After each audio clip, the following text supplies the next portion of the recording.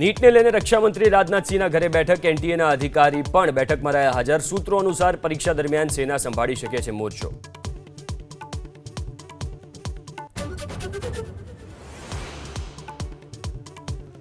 સુરત મહાનગરપાલિકાના મેયર બન્યા Mayaben Mavani. Deputy mayor પદે સુધાકર ચૌધરી અને સ્ટેન્ડિંગ કમિટીના ચેરમેન તરીકે રાજન પટેલની નિમણૂક।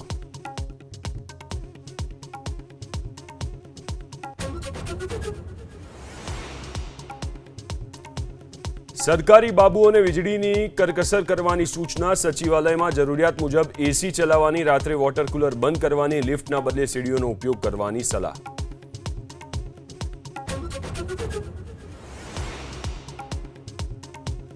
30 મેથી 2 જૂન સુધી ગુજરાતમાં ગાજવીજ સાથે વરસાદની શક્યતા। 40 થી 50 કિલોમીટરની ઝડપે ફૂંકાશે પવન। સૌરાષ્ટ્ર, કચ્છ, ઉત્તર અને મધ્ય ગુજરાતના 12 જિલ્લાઓમાં કમોસમી વરસાદનું એલર્ટ।